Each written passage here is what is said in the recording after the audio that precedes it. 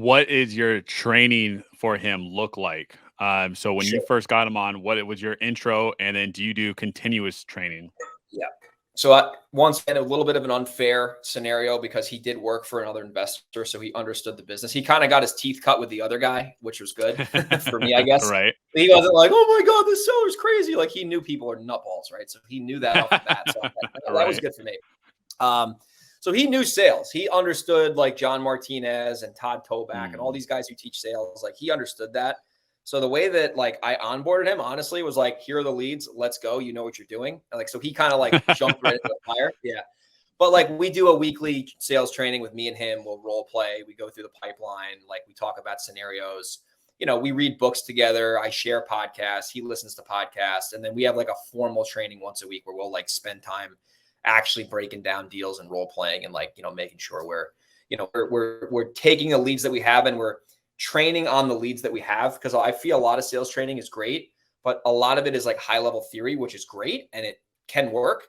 But what we do is we take the deals that we're actually doing right now and we use the sales training to come up with an action plan to actually get that deal to the next step. So for example, let's say we're working a house and the seller's got, some decision makers that haven't, decided yet or whatever the case is. We'll role play that because that's a real deal. So we role play it and then he makes the call like 20 minutes later. He already kind of role played exactly what's most likely to happen. He'll call me afterwards and be like, dude, holy crap. We just role played this and this is exactly what happened. I'm like, well, Oh, that's awesome. there you go, I'm sure that's super rewarding. Yeah.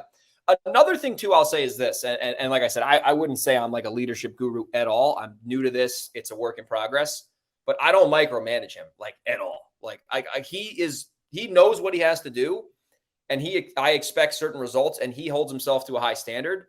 So I don't really need to pepper him because he's already going to make the calls if he's around. And if he's not around, he'll let me know and like I'll fill in or someone will fill in. But like I don't micromanage him. I don't like he tracks his scorecard every day, but like I don't have to ask him. Like he'll just do it. You know what I mean? Like, or like he'll like get a deal and he'll call me and I'll be like, oh, that's awesome. Cool. Like, let's do it. Let's go into escrow. So like when I give him a lot of autonomy, assuming the work is getting done, which it does get done, he feels like he almost has his own business under my business. You know what I mean? And like when he asks me things, like I never shoot things down right away. Like I have a really good friend who's got like an 8-figure business, like serious operator in real estate.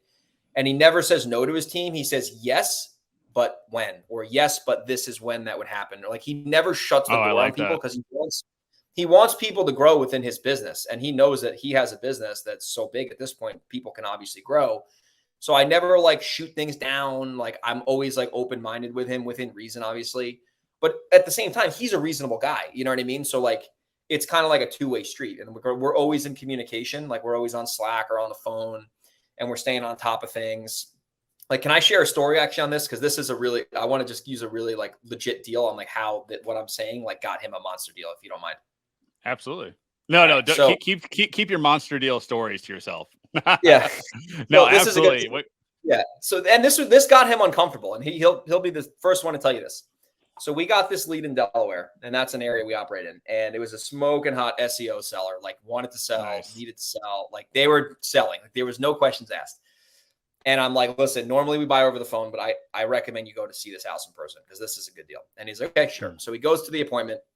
Seller's like, serious, but like wouldn't commit to a contract, kind of like typical seller, skirting around the truth.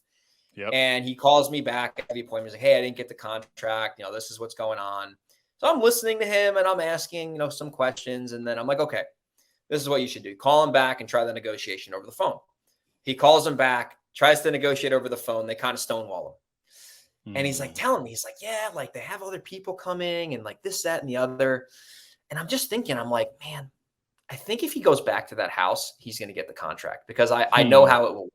So I said, Brett, you're not going to like this, but this will work most likely. I said, listen, go back to the house, look for an excuse to get back inside. Say, hey, Pete, I didn't see the attic. Hey, Pete, I forgot to take a picture of the oil tank. Like look for a reason to get back into the house. There you go. Because it was down the road. It was literally down the street from him. Like I literally like know where this house was, right? In relation to where he lived. And I'm like, go back to the house. It's going to be super awkward. On your way out the door, say, Pete, I know we're supposed to speak Thursday, but I'm already here right now. Why don't we talk about the contract? Does that, leaves the house, lets himself back in, says, hey, Pete, why don't we sit down and talk about this deal? He ends up pulling out all the objections on the spot, gets the wife involved. Wife now sits down with him. They're on the couch for like 30 minutes in like this tense negotiation. I'm all the way out here in California, and they're like calling me with like logistical questions over the contract. Anyway, he gets the seller to sign the contract. We end up wholesaling it for like 35 grand, which in Delaware is a lot of money. Yeah, awesome. You know? And, so I gave him specific instructions that was uncomfortable because in theory, he probably didn't want to go back there. I mean, I don't like going No, absolutely. sure but that instruction he took with a lot of value because he knows I have his best interest at heart.